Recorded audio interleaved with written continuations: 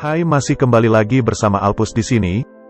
Kali ini Alpus akan menceritakan sebuah film yang berdasarkan dari kisah nyata yang sangat terkenal di seluruh dunia pada tahun 2015. Kisah penuh inspiratif itu telah diangkat untuk film berjudul Manji, The Mountain Man oleh sutradara India bernama Ketan Mehta. Ingin tahu seperti apa kisahnya? Silahkan simak video berikut ini.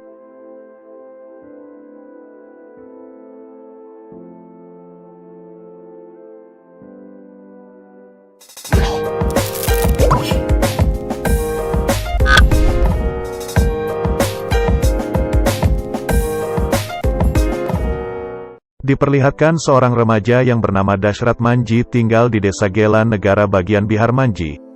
Hidup dalam garis kemiskinan dan berasal dari kasta terendah. Pada kala itu sistem kasta masih sangat kental sehingga orang dari kasta atas bisa dengan bebas memperlakukan orang dari kasta bawah. Oleh karena itu dia sering mendapat hinaan, bahkan dia dan kelompoknya mendapat julukan manusia tikus karena mereka sering makan tikus. Tak hanya sistem kasta, budaya perjodohan juga masih kental di desa itu sehingga Dashrath telah dinikahkan dengan gadis yang bernama Pagunia walaupun umurnya masih sangat belia. Suatu ketika Dashrath melanggar aturan adat sehingga ayahnya marah dan akan menghukumnya. Selain itu sang ayah kebetulan memiliki banyak hutang kepada Mukia, seorang tuan tanah dari kasta tinggi. Mukia merupakan orang yang tamak dan suka berbuat semena-mena kepada orang bawah. Oleh karena hutang sang ayah semakin menumpuk, akhirnya sang ayah menghukum Dashrath dengan memberikan kepadamu Mukia untuk dijadikan budak agar hutangnya lunas. Tapi Dashrath tidak mau dan memilih kabur ke atas gunung serta menyeberang ke daerah lain. Kebetulan daerah dikelilingi gunung dan daerah tersebut sangat terisolasi. 7 tahun telah berlalu. Dashrath Manji yang baru pulang merantau berhenti sejenak di sebuah pasar. Tak lama kemudian datang seorang penjual cenderamata yang ternyata adalah Pagunia. Tapi ketika Pagunia sedang menjajakan dagangannya, ada pria yang iseng mencolek tubuhnya. Pagunia yang marah lalu mengambil kotoran sapi dan melemparkannya kepada orang tersebut. Namun naas kotoran itu malah mengenai Dashrath. Dan Dashrath yang kaget lantas melihat siapa yang telah menimpukinya tadi. Seketika dia langsung terpana melihat kecantikan Pagunia. Dashrath pun tidak jadi marah tapi malah merayu Pagunia. Setelah bercengkrama di pasar, Dashrath kemudian pulang dengan menaiki bas. Ternyata Pagunia pun akan naik bas yang sama dengan Dashrath, namun dia nampak kesulitan untuk menaiki tangga bas. Sebagai lelaki yang baik, Dashrath langsung menolong Pagunia untuk menaiki bas tersebut. Sesampainya di pinggir gunung batu, dia ingin melakukan potong kompas agar cepat sampai di desanya melalui gunung batu tersebut. Karena jika dia melalui jalan biasa akan menempuh jarak 40 miles, sedangkan jika melewati gunung hanya menempuh 4 mil saja. Tapi jalur yang dilalui sangat terjal dan curam. Sampainya di atas, Dashrath melihat tidak ada perubahan yang berarti di desanya. Setelah sampai di desa, Dashrath bertemu dengan Mukia. Mukia tampak sedang tidak senang karena pemerintah menghapus sistem kasta. Dashrath dengan santai menyapa tuan tanah yang tamak itu dan pada awalnya Mukia tidak tahu itu Dashrath, tapi setelah Dashrath memperkenalkan jati dirinya, Mukia langsung marah dan menghajar Dashrath karena pada 7 tahun yang lalu Dashrath kabur ketika akan dijadikan budak oleh Mukia. Setelah itu dia melanjutkan perjalanan ke rumahnya, namun bukan disambut dengan hangat oleh orang tuanya, tapi dia malah dipukuli oleh orang tuanya karena dia kabur ketika dia akan dijadikan budak atau untuk melunasi hutang orang tuanya. Keesokan harinya ayah Dashrath pergi ke rumah besannya untuk memberitahu jika Dashrath telah pulang, namun mertua Dashrath malah memiliki rencana untuk menikahkan Pagunia dengan pria lain karena mertuanya kecewa Dashrath kabur selama 7 tahun. Akhirnya mereka pun bertengkar, kemudian Pagunia pun datang. Dashrath terkejut karena wanita yang ditemuinya tempo hari adalah istrinya dari pernikahan adat. Lalu Dashrath pun mengajak Pagunia untuk pergi bersamanya, namun ayah Pagunia malah mengusir Dashrath dan orang tuanya karena hubungannya tak lagi direstui oleh sang mertua. Dashrath pun menemui Pagunia secara diam-diam, bahkan dia juga mengatakan akan melakukan apa saja agar bisa hidup dengan Pagunia. Pagunia kemudian menjawab, jika kau ingin denganku maka bilang pada orang tuaku, atau jika kau berani bawa aku kawin lari. Beberapa hari berlalu, Dashrath mendapat kabar jika Pagunia benar-benar akan dinikahkan dengan pria lain. Mendengar hal itu Dashrat lalu pergi ke rumah Pagunia dengan membawa kapak. Di sana dia mengancam semua orang dengan kapak itu dan dia akhirnya membawa lari Pagunia bersamanya. Setelah beberapa bulan kemudian, ketika Pagunia sedang berjualan di pasar, tiba-tiba Pagunia diganggu oleh anak Mukia. Dia mencoba memperkosa Pagunia, tapi tak lama kemudian Dasrah datang dan langsung mengajar anak Mukia. Tak hanya itu, teman-teman sesama pedagang pun membantu mengajar anak tuan tanah itu. Perilaku Dashrat yang menghajar orang di pasar membuat Pagunia marah. Melihat istrinya marah, Dashrat lalu melakukan berbagai cara agar istrinya tak marah lagi, termasuk mengancam akan melompat dari bukit. Melihat hal itu, Pagunia pun mencegah Dashrat sambil berkata, "Jika kau mati, siapa yang akan menjadi ayah anak ini?" Ternyata kemarahan Pagunia hanyalah akting untuk memberikan surprise kepada suaminya kalau sebentar lagi dia akan menjadi ayah. Selanjutnya Mukia yang tidak terima anaknya dihajar.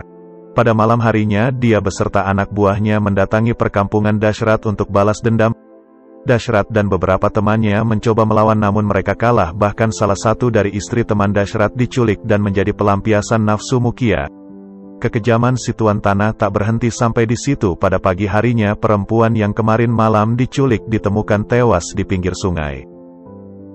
Beberapa waktu kemudian ketika Pagunia sedang mandi dan mencuci, tiba-tiba dia mengalami kontraksi dan akan melahirkan, namun sebelum dia dibawa ke darat bayinya keburu keluar sehingga dia melahirkan di atas air.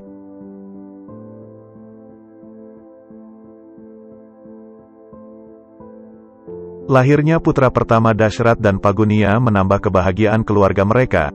Hingga ketika anak mereka telah beranjak besar, Dashrat ingin memiliki anak kedua dan tak lama setelah itu harapan Dashrat pun terkabul.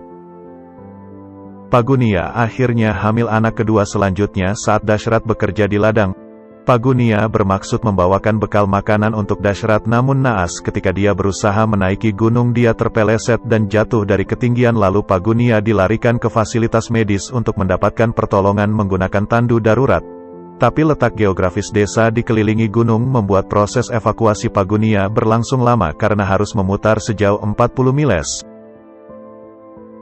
Sesampainya di rumah sakit, nyawa Pagunia sudah tak tertolong lagi dan dokter hanya bisa menyelamatkan bayi yang sedang dikandung dan Pagunia akhirnya meninggal dunia. Perasaan sedih dan marah berkecamuk di hati Dashrat karena kehilangan orang yang sangat dicintainya. Semenjak itu Dashrat bertekad akan membelah gunung itu karena Dashrat menganggap gara-gara gunung itu istrinya tak tertolong. Tak hanya itu, Dasrah juga tak ingin ada korban lagi seperti istrinya sehingga dia harus membelah gunung itu serta akan membangun jalan sehingga para warga dapat mengakses fasilitas publik dengan mudah.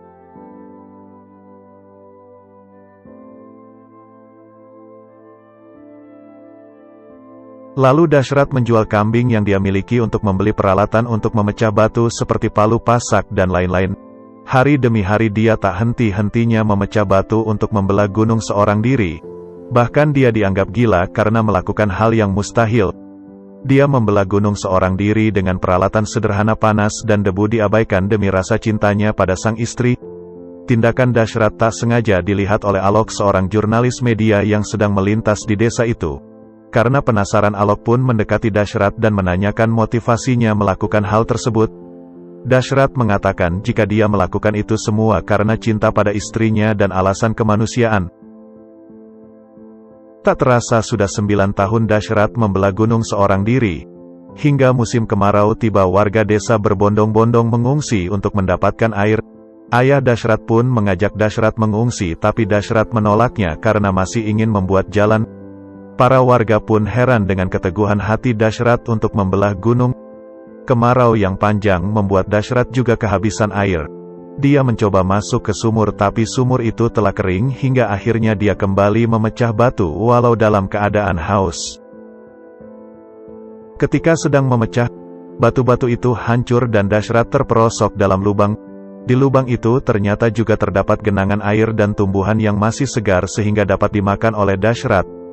Setelah itu perasaan Dashrat terhadap gunung itu berubah dari yang semula dendam menjadi sayang karena telah menyelamatkan nyawanya. Beberapa waktu kemudian musim hujan pun tiba, tumbuhan mulai menghijau dan air mulai mengalir sehingga warga desa yang tadinya mengungsi pun kembali ke desanya. Para warga kaget melihat gunung mulai terbelah dan mulai ada penampakan jalan. Warga yang tadinya mencemooh Dashrat sekarang berbalik memuji Dashrat. Setelah itu ada peristiwa penyerangan dari kelompok komunis di desa Dashrat. Mereka menyasar para tuan tanah yang tamak. Mukia, salah satu tuan tanah yang tamak, pun diarak ke alun-alun dan akan digantung, namun Dashrat menolak. Hal tersebut merupakan tindakan ilegal. Tapi pimpinan kelompok itu memukul Dashrat karena dianggap mengganggu. Ternyata pimpinan kelompok itu adalah Jumroh, teman Dashrat yang istrinya dibunuh dan diperkosa oleh Mukia. Akhirnya Mukia pun digantung oleh kelompok itu dan tak lama kemudian polisi datang untuk menangkap para kelompok komunis itu hingga terjadi baku tembak di antara kedua belah pihak. Akibatnya muncul banyak korban termasuk ayah Dashrat yang ikut terkena tembakan ketika akan menolong Dashrat. Pada tahun ke-16 Dashrat memecah gunung ada kampanye politik Indira Gandhi. Alok mencoba membantu agar Dashrat dapat bertemu dengan Indira Gandhi dengan maksud agar Dashrat dibantu dalam membelah gunung. Beberapa lama kemudian anak dari Mukia terpilih menjadi kepala desa. Dia kemudian menemui Dashrat dengan dalih ingin membantu Dashrat agar dia dapat mendapat anggaran dari pemerintah serta didatangkan alat untuk membelah gunung. Dashrat pun menyetujui hal itu serta dia mau menandatangani proposal pengajuan proyek ke Bidio. Buah memang jatuh tak jauh dari pohonnya, sama seperti ayahnya. Anak Mukia juga memiliki watak tamak.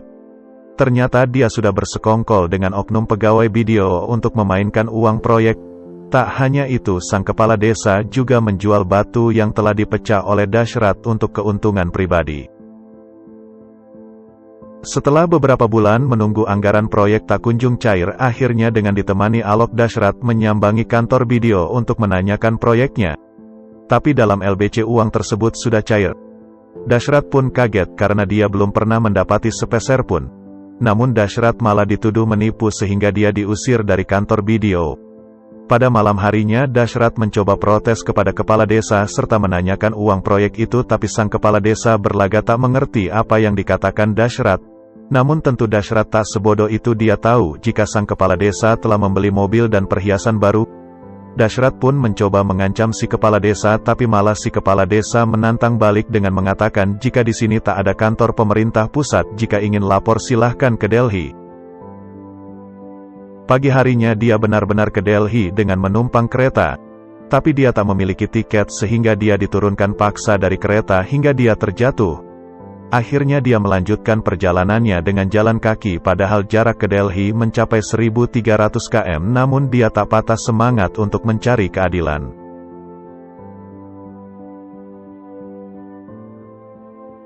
Berbagai rintangan dia lalu hingga aksinya menarik perhatian orang dan memotivasi orang untuk ikut menuju ke kantor Perdana Menteri untuk menuntut perbaikan kebijakan dari pemerintah.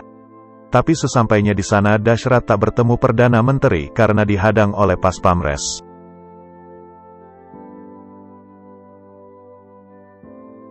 Sepulang dari Delhi, masalah kembali muncul seolah tak puas setelah mengkorupsi proyek Dashrat. Sang kepala desa melaporkan Dashrat ke Departemen Lingkungan dengan tuduhan merusak lingkungan dan mencuri aset negara sehingga Dashrat pun ditahan. Masyarakat yang tidak terima menyerbu kantor polisi, meminta Dashrat dibebaskan. Karena besarnya desakan publik dan kurangnya alat bukti, akhirnya polisi membebaskan Dashrat dan dia kembali membangun jalan pada tahun ke-22. Dan akhirnya berhasil menyingkirkan batu besar terakhir dari jalan, dan kerja keras Dashrat selama 22 tahun tak sia-sia. Dia akhirnya berhasil membelah gunung dan membuat jalan tembus. Semua orang pun gembira dan bersorak. Seperti itulah kisah seorang lelaki yang membelah gunung dengan tujuan untuk membuat jalan pintas, karena dengan adanya gunung tersebut telah menutup akses desa untuk mendapatkan fasilitas umum dan bahkan telah mengorbankan seseorang yang sangat dicintainya, yaitu istrinya. Dia pun sempat dianggap gila oleh masyarakat setempat, namun dengan keteguhan hati dia tetap melakukan niat mulianya karena dia tak mau ada korban lagi setelah meninggalnya istrinya tersebut. Segitu dulu video kali ini. Jika kalian suka dengan video ini, jangan lupa berikan support kalian dengan cara like dan subscribe Alpus agar Alpus bisa lebih berkembang. Terima kasih sudah menonton dan sampai jumpa.